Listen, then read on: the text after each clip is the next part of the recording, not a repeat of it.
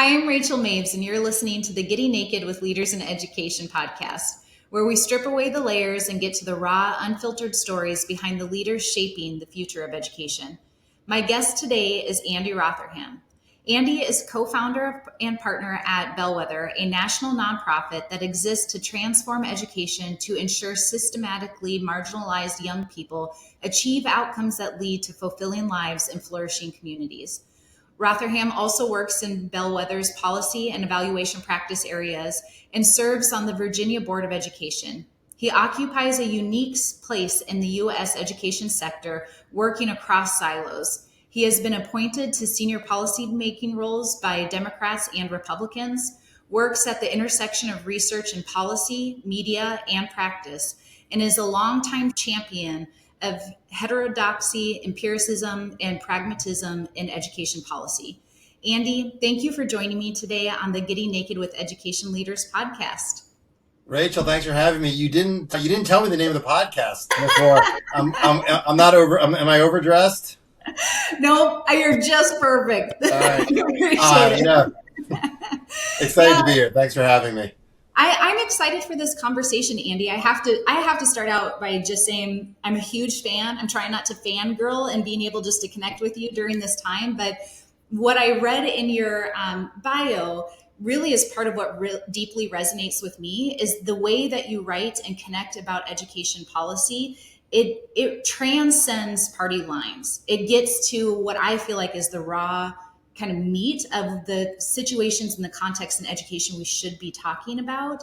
And I'd love to start out just hearing from you, what drove you to education? I mean, why in all of the fields and possibilities, why did you specifically choose that career and focus?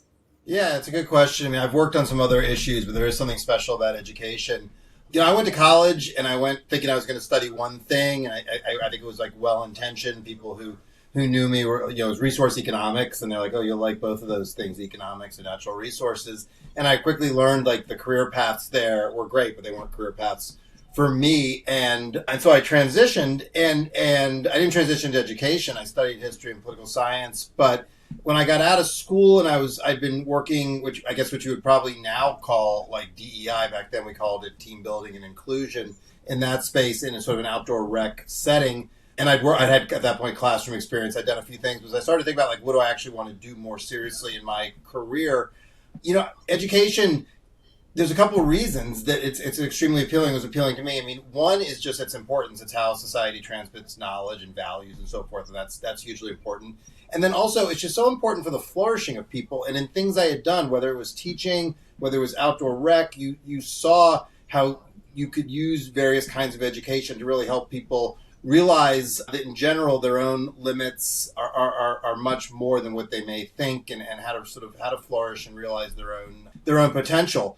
And so that was one reason. So and I come from a family where people have been involved in education in different ways, so I'd seen that, and so that was important to me. And then the other reason, simply, it seems like a very fixable problem to me. So where I grew up, I was, we were just comfortably sort of middle class. We had good public schools. And it was very apparent to me that, because my parents did a job of instilling this in me, that right nearby, not far away at all, there was people who didn't have access to good public schools. They weren't any different than us. They just lived in a different community.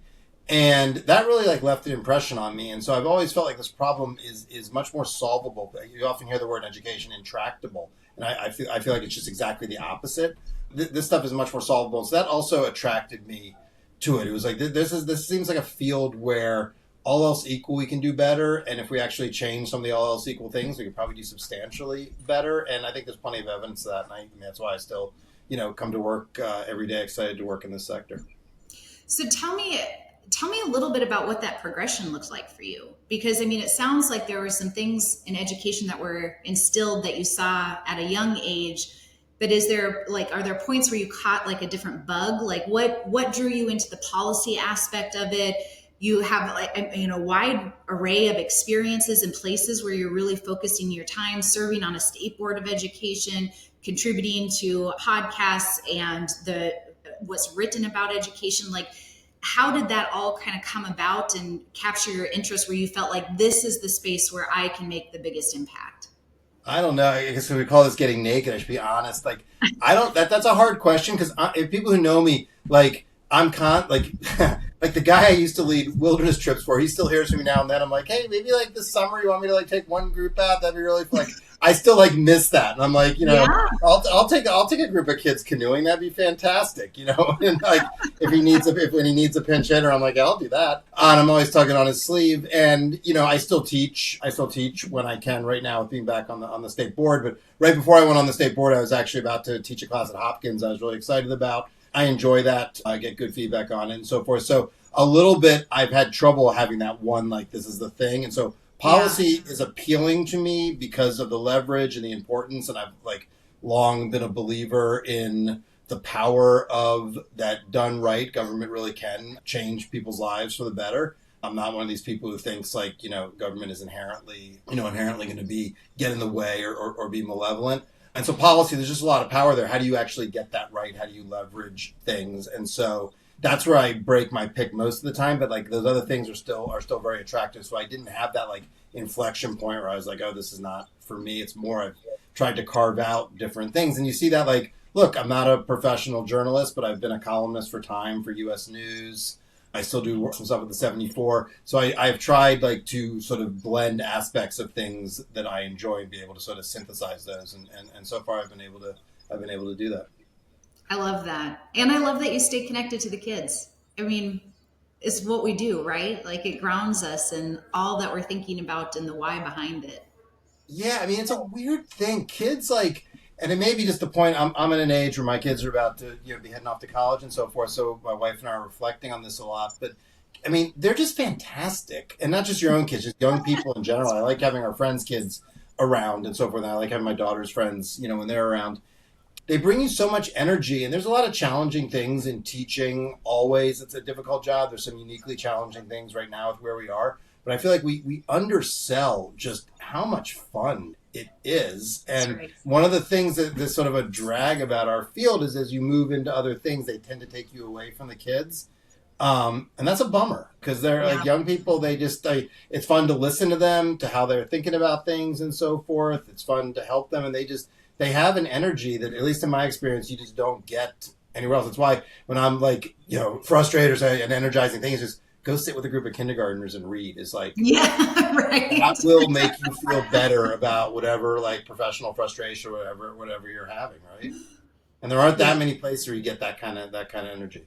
Yeah, I love that. Well, I think on that note, I want to circle up with our second question, which is really, as you're looking at this educational landscape and policy landscape within education and everything that we've been through in the last few years and the ripple effect that that's continuing to have, what keeps you up at night? What are the things that are just those persistent thoughts in the back of your head around education that are worrying or sit on your shoulder? Yeah, such a good question. I mean, so a couple of things. One, the fact that this is solvable. One of the things that does keep me up is, there's divides. We should talk about that. We can talk about those and sort of legitimate areas of disagreement, but there's just so much sort of false noise and so forth. So one of the things that just does keep me up is how much of this is solvable, and yet we choose for political reasons or whatever not to solve it.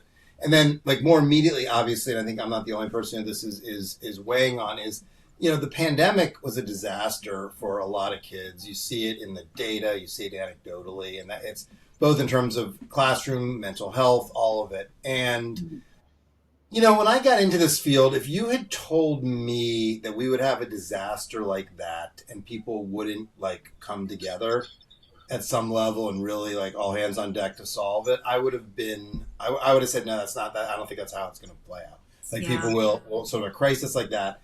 And yet you look at the reaction. There's some people working really hard. Obviously, there's lots of stuff that happens subsurface, and states are doing great stuff that never makes, the news. But like, you haven't seen that. We can't have an honest reckoning on, people are still arguing about school closures. We can't have an honest reckoning about what the data show and so forth. And that's a problem. And I'm always like, I've always been a believer in that sort of basic idea, that Schlesinger idea that everyone can have their own opinions about things, but you don't get your own facts. And so our inability just to ground in a set of facts on a lot of things and then people can disagree about like what those facts, where they point, what they tell us we should do as a policy remedy.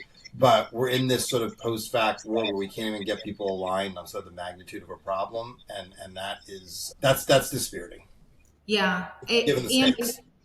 and it's one of the like basic premises of improvement science and continuous improvement, right? If you can't see the current reality and acknowledge the current reality, then there's actually no way to be able to move forward. So this barrier, I think exactly of what you said, and you mentioned about this noise that I think distracts us and keeps us from having the right conversations. Tell me a little bit more about that. What do you see as that noise that's particularly loud right now?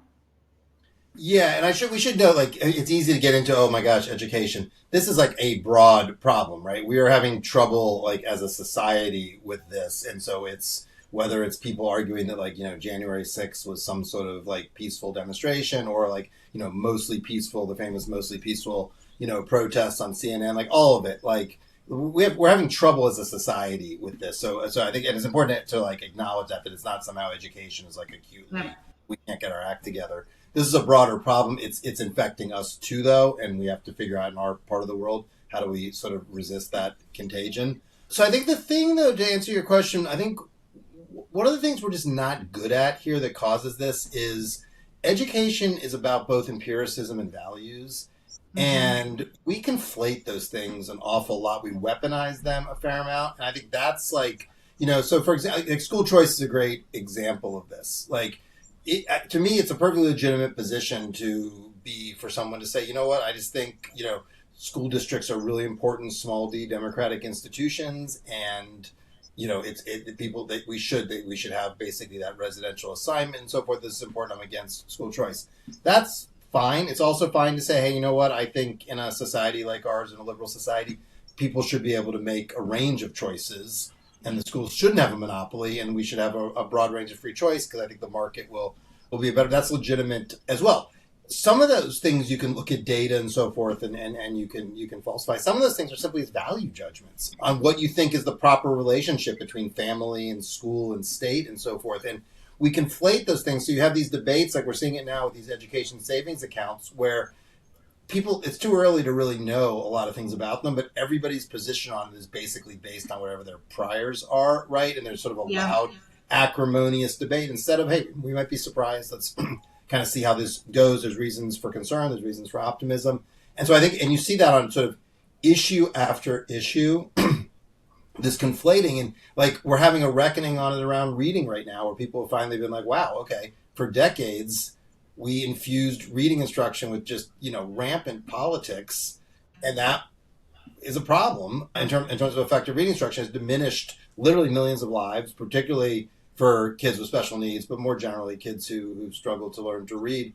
And that was because we conflated like politics and empiricism in some really, really dangerous ways. And so that, I think, is it is okay to have values, and people shouldn't shy away from those. It's okay to also use empiricism. There's sort of different well springs that you pull on to think about things, but it's important to disentangle them and like, what actually are we talking about here? And I think and that is a place where I think, you see this in different sectors in different ways, but this is a place with education, just given the nature of it, where I think this problem is more acute than in some other sectors. Yeah. And I think what you said earlier, in my mind, when I think about the noise, it really is in this debate of ideas, the acrimony that comes along with it, that there's not this discourse around let's talk through, let's push each other's thinking, and we may not end up at the same place, but we can agree that we're going to see how this plays out. That's not where we are in so many different areas within our society. I think you're right. It's not just education. It's just this is just where we are and the kind of the water we're swimming in right now. I think so. And I think it's hardening in some ways that should sort of worry us. When I first got into this business, education was one of these weird issues. You'd be in rooms with lots of people and everybody would kind of joke, like it's like the bar scene from Star Wars. I have like a Star Wars reference for you. People would be like, this is like, it's like everybody here, they don't agree. It's like, what a weird assortment of people. And they don't agree on much, but they agree on this issue. Well, here's what we can do. And you see that same energy in some ways on climate now. People are really trying to work across like how do we actually address climate? You've got, folks from sort of industry and environmental groups trying to figure out how to You don't see that same energy on education as much anymore. People are much more, in their trenches, sticking their heads up now and again, and that's a problem, because you need that cross fertilization. You need people who can disagree on a bunch of stuff, but can agree on and come together on certain things. Yeah. So as you're thinking about just kind of next steps in light of some of the issues that you're highlighting, what do you think are two really practical ways that we would be able to move forward? Yeah. The big one I encourage, and I try to get read widely. If you are not reading regularly stuff you disagree with and reading widely in the sector, you're going to struggle. And I'm struck how often I bump into people and they have very narrow takes, and you're like, well, because they haven't, they're struck by stuff that's actually in some ways sometimes relatively common knowledge. That's the first thing. And I encourage people myself, I consume a lot of, Substacks and things like that, all the major newspapers, but also I subscribe to The Nation, I subscribe to National Review. You just have to, Reason Magazine's doing some of the best coverage on some things right now. And you just have to read super broadly. And I think that is a problem in our sector. It's very insular, and that starts with the way we train teachers. It starts with how information flows across the sector, and it confuses people. I mean, you've seen this whole conversation about book bans, is incredibly confused, and it's in part because everybody's in their echo chamber, right? Yeah. That would be the first thing, and then I think the second one is we all are in our own bubbles in different ways and so forth, and so just making an effort to get outside of that, and you can't just do that by reading. And I think it's important, they say fish don't notice, the water they swim in or whatever, which isn't, as a fisherman, I can say that's not quite right. They certainly notice when they're out of it. But this idea that you have to also, this sector's, the formative experiences of most of the people in it are fairly similar, right? And that cuts across lines of difference. Generally good at school, sort of certain social markers, educational markers, professional markers, experiences, all that. And you have to, especially because we're talking about parents and communities and so forth, you have to actually just get out there and talk to people, because often their preferences, their desires, first of all, are not uniform. It's not like you can just listen the right way and hear they're all over the place because they're humans, but also are often very different from whatever sort of the received wisdom in our sector is. So I think that's the second thing. And when I say that, sometimes it can be heard oh, you should change your mind, or you should, it's stick your finger in the air. It's nothing like that. It's totally, I mean, people should believe what they want to believe. And if you, have a vision for school and society that you have deep commitment to, you should work to bring that into the world. It's not that you might be wrong. It's more just, it gives you a better understanding of the landscape we're operating, what other people think and so forth. Again, you can be against school choice. That's fine. But if you're out there saying that there's not a lot of support for school choice, that's something that's actually, that's an empirical point. It is also falsifiable. If you look at the surveys, particularly, Black Americans, Hispanic Americans in particular, are very strongly supportive of school choice. Again, is that a reason to be for or against it? Not necessarily, but it's certainly a reason to understand sort of where, however you come down, fits on the landscape. So that, I think it's just, I think there's no substitute for that. It's unfortunately not encouraged right now. Everything, if you look at the way money flows in the sector, the way prestige flows in the sector, all of it encourages people to be tribal, be in their trenches, to mix metaphors, all of that. And I think we need to figure out some ways to break out of that, because it's a complicated, diverse country, Yeah. Way more complicated than you probably heard on MSNBC or Fox News or Twitter or whatever. And so For you sure. got to get out there and actually figure that out. Yeah. And what I appreciate about what you're saying is that it comes back to that very human component of coming to conversations with curiosity with one another, where, okay, you're not seeing it from the same lens that I am, but tell me more about that. At least help me to understand how you're thinking about it. And we may not agree, but at least I'm trying to see and understand a different perspective, other than just, I think exactly what you said, the echo chamber that we tend to put ourselves in. And we've kind of moved from, in this sector, from more of a pluralistic approach with curiosity about what others think, and then we all have to kind of figure out how to navigate this, to much more of a sort of coercive posture. And that's on all sides, where it's less it's okay for you to think differently than I do about some things. I mean, I think we all have our bright lines where it's okay, wow, that's over the line. But most education questions don't actually take you to that. They're more, Yeah. reasonable people can disagree kinds of things. But we've lost that ability, and it's much more, how do I, you have to sort of bend people around to your way of thinking of it. Yeah. Before we go to our final question, Andy, one of the things I'd love to hear from you is when I talk about policy with people that are in the trenches, our district superintendents, principals, educators, it really is typically met with a little, you're already smiling like this, and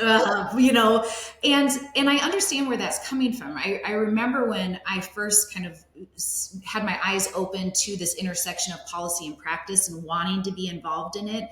And I understand the disenfranchisement that comes with feeling like this policy keeps getting put down on people and it's not implemented well. And I really do feel like at this national perspective of watching policy across states, do you have a couple of places that you would say, wow, from a state level perspective, here's some policies that were put into place that really did move and change the needle for students and student outcomes?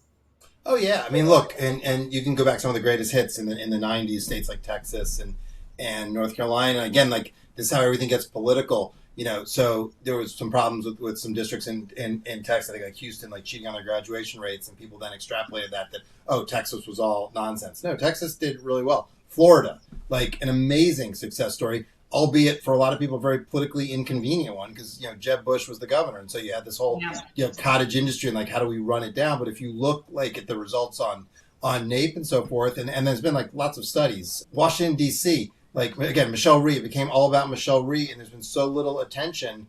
There was just an article the other day in the newspaper, literally in the Washington Post, so the hometown newspaper of Washington D.C., and the article was like, wouldn't it be great if we could pay teachers $100,000 and have a system to remove low performers and reward high performers? And it's like, yeah, gosh, where is that Eden-like place? Oh, right, that's Washington D.C. because system, right? Like, and so I think there's tons of examples. I would keep an eye on Arkansas. There's aspects of what they have done that I'm not a fan of, but it's a big, ambitious education package, and they're serious bets. I would keep an eye on that. Hopefully, in Virginia, very soon we're going to have a new accountability system. Most people don't realize we don't actually have an accountability system in Virginia, which is one reason there's a lot of confusion about school performance. But again, how do you implement that? Like, implementation is everything, and we are not. Michael Barber, used to call it deliverology, still calls it and there is something to that. Like, and I think we in this sector, because of the way some of the politics work, delivery and implementation becomes an afterthought, and people get antagonistic about it because it's really frustrating to be on the receiving end of poor implementation. We just put a report out at Bellwether on science of reading with exactly this in mind. Like, the implementation of science of reading is going to be really important to whether or not teachers are allies or adversaries. And so that is super important. But yeah, I think there's tons of examples. I'm actually really struck, Rachel, like, everybody runs around in education like, oh, nothing works. I mean, I hear people all the time. We spent 30 years and like, I have some thoughts on why people probably say that stuff. And some of it's probably sincere belief and some of it's probably careerism. But like empirically, that's just not the case. You can look across a range of domains and I don't understand. You don't see that on any other issue, right? I don't see, the climate people don't say it's hopeless. They talk about what we can do. I do a lot of work personally to raise money for cancer research, which is hard and slow going because cancer is awful and difficult. But you don't hear nobody raises money for cancer by talking about how it's hopeless. You talk about like the successes and what's been gained and how much, and on some cancers the trajectory has changed. And so it's a weird thing. It's a really weird thing, and it's just wrong. I get the argument if you say we've made progress, people are like, oh, you're minimizing all the problems. You can hold both those ideas in your head at the same time. There's lots of problems. That's why I come to work. But there's also been like enormous success, and I think to have an effective politics, you have to balance both of those. That's right. Who wants to be part of a movement that's like the nothing works and we're bad at all this movement? That's crazy. Yeah. And I think what you said is so right. We talk about that often as we're, looking about change management within schools. We actually have a massive body of research that says what works over time, and it hasn't shifted. If we look at data, we create effective PLCs. A lot of what Hattie's work is, but like, to be frank, it's not the sexy work. It is the disciplined, systems, structures, like having those routines set up and then building our pedagogy and capacity to deliver high quality instruction. Like, we know this works. Well, It's not. and you're getting at something really important. So like we talk about, you hear about the states and like everybody's like, wants to, whatever, whether if they're team blue, they want to attack, Iowa and Arkansas. And if they're team red, they want to attack, Massachusetts and New York and all this. And behind the scenes, whether it's at NASB or CCCSO, there's like groups coming together across political lines, working on implementation, doing all this work. Like these, when you said the PLCs, that's what made me think. All these like where serious people are coming together and trying to solve this stuff. But we are so driven in the media, the stuff that they're interested in, and so forth. It's all the sort of conflict narrative rather than like, there's lots of just really good work going on. It just never, it just never gets a lot of attention except by the nerds. People who follow, I could include myself in that. Like people follow this like really closely, but it's just not, you just don't see a lot of these good news stories. Yeah. So final question, Andy, and this is just meant to give any of our listeners something just to ponder on as they leave the session. But what's one question in education that we're not asking that we should be? I think more general, I think the pandemic actually opened up an opportunity for this.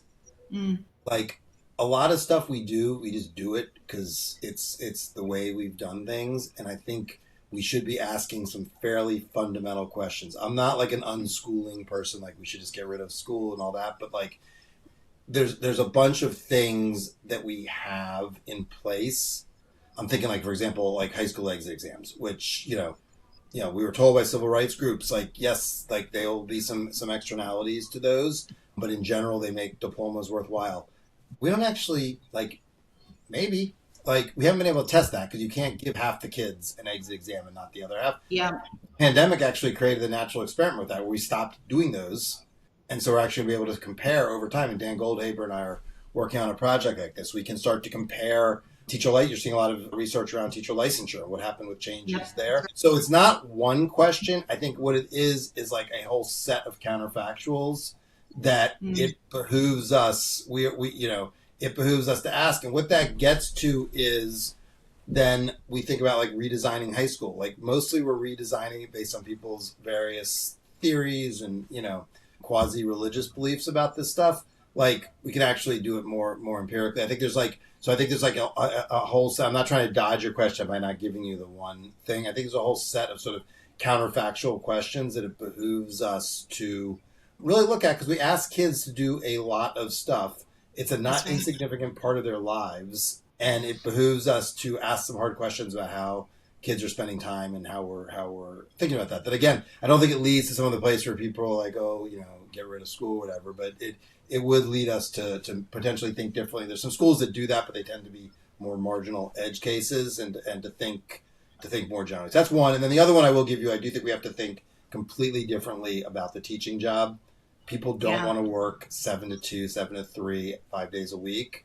We've got to figure out some ways to make that job more flexible. And I actually think it seems counterintuitive, sort of at odds. We can actually expand the day and the experience for students and give teachers more flexibility if we're creative about it. And I think that thinking about that's a tremendous opportunity to make the job more sustainable, more engaging. People want more flexibility in their lives than we're able to offer K-12 employment right now. I love it. Well, my guest today has been Andy Rotherham, co-founder partner at Bellwether. Thank you, Andy, for joining me today on the Getting Naked with Leaders in Education podcast. I appreciate it. Hey, thank you for having me. I really do appreciate the opportunity.